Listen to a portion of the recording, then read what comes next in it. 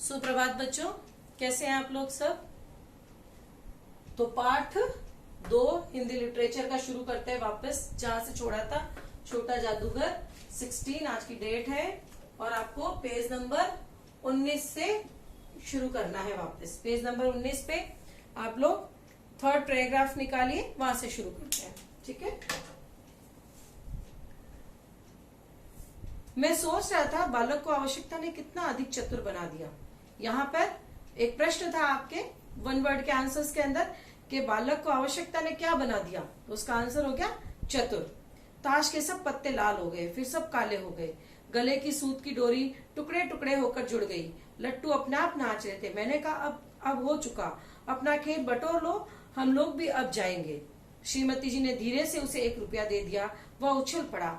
मैंने कहा, लड़के, छोटा जादूगर, कहिए, ये मेरा नाम है, इसी से मेरी जीविका। जीविका का मतलब जिससे पैसे अर्न होते हैं, जिससे हम मनी, जहां से हम लोग जो कमा के जो मनी पैसा लेके आया जाता है उसको कहते हैं जीविका, है ना।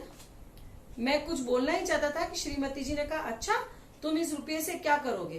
पहले भरपेट पकौड़ी खाऊंगा, फिर एक सूती कंबल लूंगा। मेरा क्रोध अब लौट आया। मैं अपने पर बहुत क्रुद्ध होकर सोचने लगा, और कितना स्वार्थी है तू। उसके 1 रुपये पाने में ईर्ष्या करने लगा, यानी कि जेलस करने लगा। वह नमस्कार करके चला गया। हम लोग लता कुंज देखने के लिए चल दिए। लता कुंज एक बगीचे का नाम है। लता यानी जो पेड़ के ऊपर चढ़ती है उसको कहा जाता है। इस छोटे से बनावटी जंगल में संध्या साय साय करने लगी। सूर्य की अंतिम किरणें वृक्षों की पत्तियों से विदा ले रही थी। शांत वातावरण था। हम लोग धीरे धीरे मोटर से हावड़ा की ओर जा रहे थे। रह रहकर छोटा जादूगर स्मरण हो रहा था उनको। रह रहकर जयशंकर प्रसाद को जादूगर याद आ रहा था। सचमुच वह झोपड़ी के पास कंबल कंधे पर डाले खड़ा था। मैंने मोटर रोककर पूछा, तुम यहाँ? मेरी माँ यही है ना? अब उसके अस्पताल वालों ने निकाल दिया। मैं उतर गया।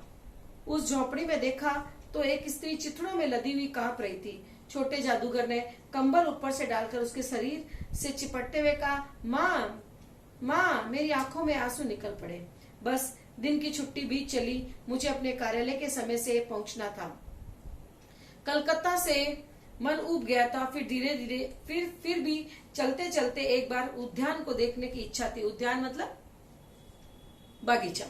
साथ ही साथ जादूगर भी दिखाई पड़ जाता तो और भी अच्छा होता। मैं उस दिन अकेले ही चल पड़ा। जल्दी लौट आना था।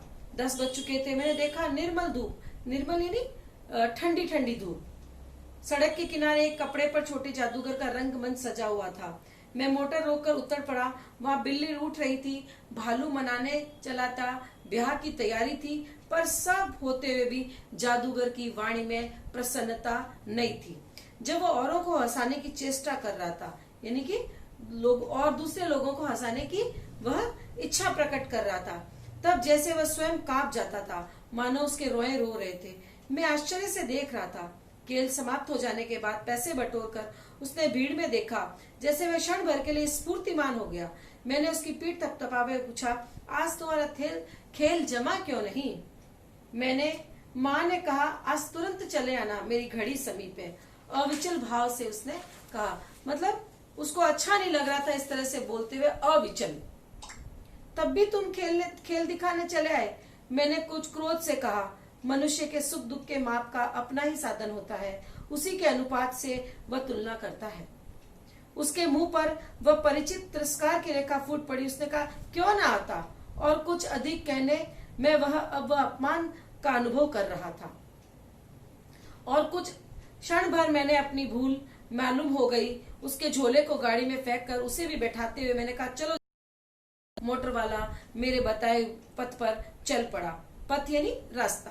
कुछ ही मिनटों में झोपड़े के पास पहुंचा। जादूगर दौड़कर झोपड़े में माँ माँ पुकारते हुए घुसा।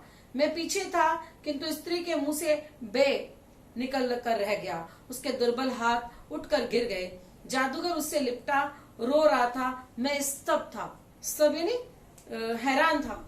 उस उज्जवल धूप में समग्र संसार मेरे जैसे जादू सा मेरे चारों ओर नृत्य करने लगा। ये था आपका चैप्टर। अब हम करेंगे प्रश्न उत्तर। Thank you children.